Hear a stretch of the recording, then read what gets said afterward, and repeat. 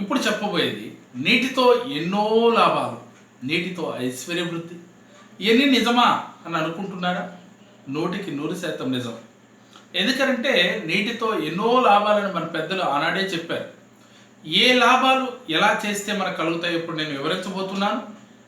ఎవరైనా మీరు ఎటువంటి కార్యం చేతనైనా బయటికి వెళ్ళేటప్పుడు చక్కగా ఒక వాటర్ బాటిల్లో నీళ్లు తీసుకుని మీరు ఏ పని మీద వెళ్ళినప్పుడు ఆ వాటర్ బాటిల్ కనుక మీరు తీసుకెళ్ళినట్లయితే ఆ కార్యం సఫలీకృతం అవుతుంది. ప్రయత్నించి చూడండి.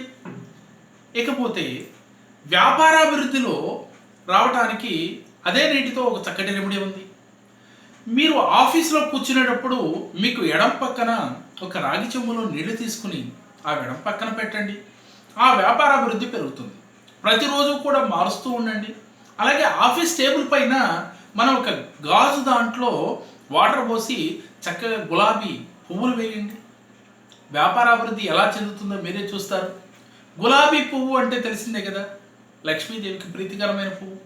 కాబట్టి అలాంటి తామర పువ్వులు కానీ గులాబీ పువ్వులు కానీ అలా వాటర్లో వేసినట్లయితే ఐశ్వర్యవృద్ధి కలుగుతుంది.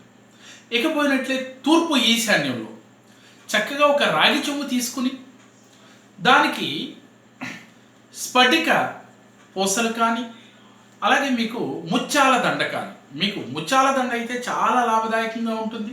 ముత్యాల దండని ఈ యొక్క రాగి చెంబుకి చుట్టూ కట్టండి. ఆ రాగి చెంబులో నీళ్లు పోయండి. చక్కగా ఒక తులసి దళం వేయండి. వేసి తూర్పు ఈశాన్యంలో పెట్టండి. అలాగే మనకి వాయువ్యం మూల ఉత్తర వాయువ్యంలో లిక్వేరియంస్ కానీ నీటి తొట్టెలు కానీ పెట్టుకుంటే వ్యాపార అభివృద్ధి చెందుతుంది. అదే వాయువ్యం మూల నీటి తొట్టిలో మీకు పాలరాతి ముక్కలను కనుక వేసుకున్నట్లయితే మరింత లాభం చేకూరుతుంది. అలాగే మనకి ఇంకా చాలా ఈ నీటితో లాభాలు అనేకమైనవి ఉన్నాయి. నెలకో వారానికో అంటే ఈ ఆధునిక యుగంలో నెలకెళ్తే చాలా గొప్పగా తీసుకోవచ్చు. వారానికి అవకాశం ఉన్నవారు నదీ చలనం దగ్గరికి వెళ్ళి నదీ స్నానం చేసినట్లయితే చాలా మంచిది. పూర్వం ఋషులు మునులు కూడా పొద్దున్నే లేచి తెల్లవారుజామున నదీ స్నానము చేసి వచ్చేవాళ్ళు. అందువల్ల వాళ్ళు ఆరోగ్యంగా ఉండేవాళ్ళు. అలాగే ఏ రోజున కూడా ఆరోగ్యపరంగా కానీ ఐశ్వర్యంగా కానీ ఉంది లేదు అనే ఒక బాధ వారికి తెలిసేది కాదు.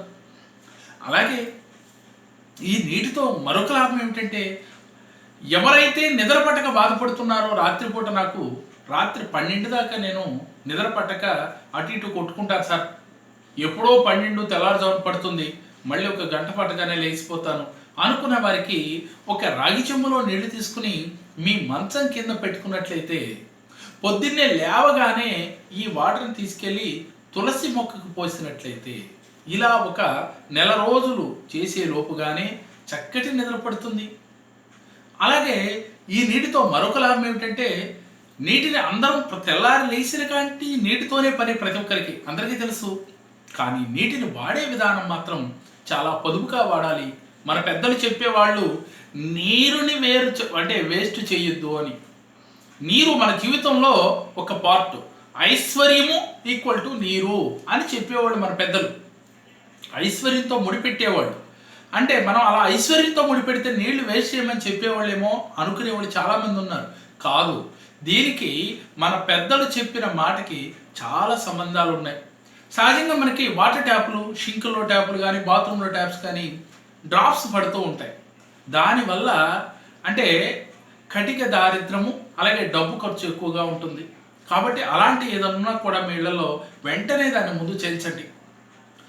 ఈ యొక్క నీటితో అనేక లాభాలు ఉన్నాయి. అందుకే పొద్దున్నే లేవగానే పరగడుపున మన పెద్దలు పూర్వం మంచం కింద రాగి చెంబుతో నీళ్లు పెట్టుకుని చక్కటి నిద్రపోయి పొద్దున్నే లేవగానే ముఖం కూడా కడగకుండా ఆ చెంబులోని వాటర్ తాగేవాళ్ళు. రాత్రి నిద్ర పట్టడానికి మంచం కింద పెట్టేవాళ్ళు.